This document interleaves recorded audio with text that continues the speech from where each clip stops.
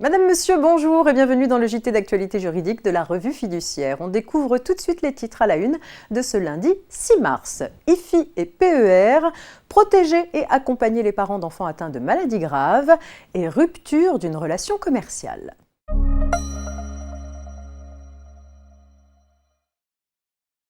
Les actifs immobiliers contenus dans un plan d'épargne retraite ou PER doivent-ils être soumis à l'impôt sur la fortune immobilière, l'IFI ? Le ministre de l'Économie a précisé que durant la phase d'épargne, les sommes placées dans un PER et qui sont investies dans des actifs immobiliers sont susceptibles d'être soumis ou non à l'IFI en fonction de la forme du PER. Un PER ouvert sous la forme d'un compte-titre est imposable à l'IFI pour la fraction de sa valeur correspondant à des actifs immobiliers imposables. S'il s'agit d'un PER prenant la forme d'un contrat d'assurance vie, le critère utilisé pour déterminer s'il est imposable ou non à l'IFI est celui de son caractère rachetable ou non.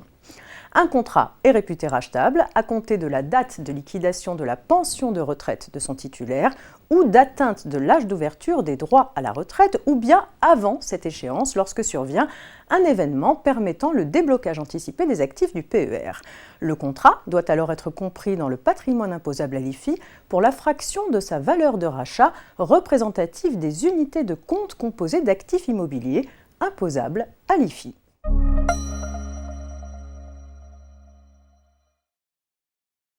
Une proposition de loi vise à renforcer les droits des familles d'enfants atteints d'une maladie, d'un handicap ou victimes d'un accident d'une particulière gravité en agissant dans plusieurs domaines, dont l'emploi. En matière sociale, elle prévoit notamment de protéger ses parents contre la rupture de leur contrat de travail en interdisant le licenciement, sauf faute grave de l'intéressé ou impossibilité de maintenir le contrat de travail pour un motif étranger à l'état de santé de l'enfant de l'intéressé. La proposition de loi entend aussi faciliter le recours au télétravail pour les salariés aidants.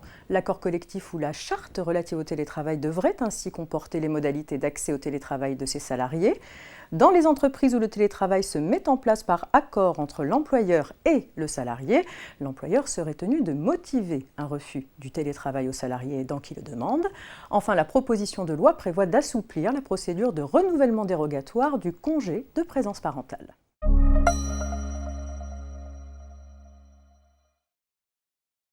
On s'intéresse pour terminer à la rupture d'une relation commerciale avec l'affaire suivante.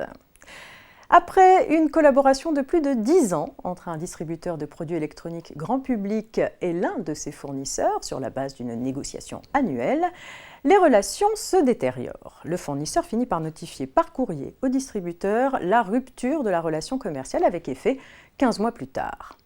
En dépit de ce préavis, le distributeur s'estime victime d'une rupture brutale et poursuit le fournisseur en justice pour lui demander réparation de son préjudice. Il reproche à ce partenaire de ne pas avoir maintenu durant le préavis accordé les conditions commerciales qui lui avaient été consenties lors de leur négociation annuelle en lui imposant notamment l'obligation de passer les commandes par des grossistes au lieu d'acheter en direct aux fabricants. D'après le fournisseur, le distributeur n'a pas de droit acquis à l'application illimitée dans le temps de conditions commerciales favorables accordées pour une année. Ce que confirme le juge, dans la limite toutefois de la modification substantielle de ces conditions lorsqu'elles font l'objet d'une négociation annuelle. Les modifications apportées à ces conditions durant l'exécution du préavis ne constituent pas une rupture brutale de la relation, sauf si elles sont substantielles au point de porter atteinte à l'effectivité de ce préavis. En l'occurrence, le changement de mode d'approvisionnement aux mêmes conditions tarifaires ne caractérise pas une modification substantielle de la relation commerciale interdite durant le préavis. C'est la fin de cette édition. Excellent début de semaine à toutes et à tous. À demain.